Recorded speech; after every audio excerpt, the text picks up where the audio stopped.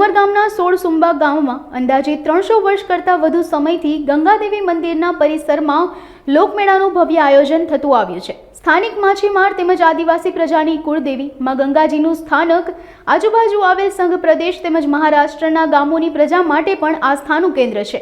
અહીં દર વર્ષે ચૈત્રી પૂનમના દિવસથી આઠમ સુધી ભવ્ય આયોજન કરાય છે।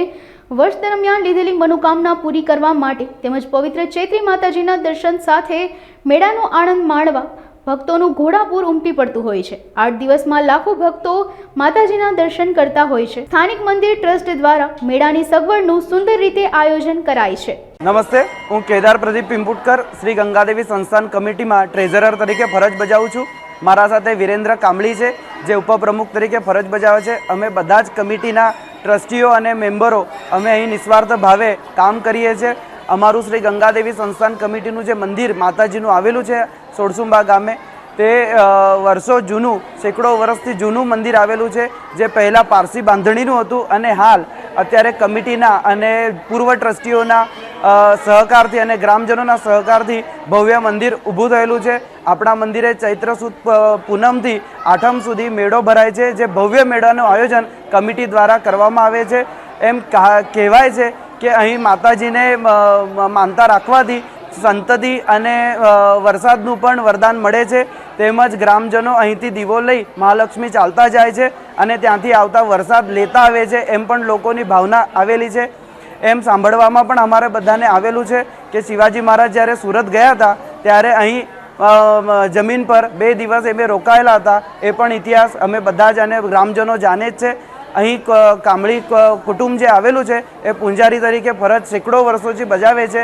એ પણ ખૂબ સરસ અમને સહકાર આપે છે અને આજે મંદિરનું જે ભવ્ય આયોજન થાય છે એમાં બધા જ ગ્રામજનોનો, કમિટી મેમ્બરોનો અને તમામ લોકોનો, આજુબાજુના ગામનો સહકાર સારી રીતે અમને મળે છે। એ વખતે 64 જોગણીઓ અલગ અલગ જગ્યાએથી બહાર આવે તે વખતે ગંગા માતા, ભવાની માતાએ એમણે અહીંયા આશરો લીધો અને સ્વયંભૂ થયા છે। ખતકલવાડમાં આસન દેવી છે, નારગોલમાં ચંદ્રિકા દેવી છે, આશાગઢમાં સંતોષી માતા છે અને મહાલક્ષ્મીમાં ચારોટી મહાલક્ષ્મી માતા છે। મહાલક્ષ્મી માતા આ ગંગા માતાના મોટા બેન છે। જ્યારે પણ પાણીનો દુકાળ આવે કે પાણીની અછત થાય કે વરસાદ ન પડે તો અહીંયાથી તમામ લોકો અખંડ દિવાની જ્યોત લઈને મહાલક્ષ્મી જાય છે અને ત્યાંથી માતાજીને લઈને આવે છે। ખરેખર માતાજીને મહાલક્ષ્મી જવાનું કારણ એ ક્યાંય તળાવની વ્યવસ્થા નથી। જો તળાવની વ્યવસ્થા અહીં થઈ જાય તો માતાને જવું બહાર નહીં પડે। બીજું, દર પૂનમે અહીંયા અમે ઓમની વ્યવસ્થા કરી છે। 4 વર્ષથી દર પૂનમે ઓમ થાય છે અને પ્રસાદ છે। ચૈત્ર સુદ પૂનમના દિવસે જે ઓમ થાય છે તે વખતે ભંડારો પણ કરવામાં આવે છે। પહેલો ઓમ હનુમાનજીનો થાય છે અને ત્યારબાદ ગંગા માતાનો ઓમ થાય છે। માતાજીના દર્શન કરવા માટે બધા દૂર દૂરથી લોકો આવે છે। આસ્થા વધી ગઈ છે અમે લોકોની। પહેલે આસ્થા હતી જ, મેળો ભરાતો જ હતો પહેલાંથી, પણ હવે ઓર આસ્થા વધી ગઈ છે અને લોકો જે કંઈ બધાને લઈને માનતા માને છે એ પૂર્ણ થાય છે અને એકદમ સત છે।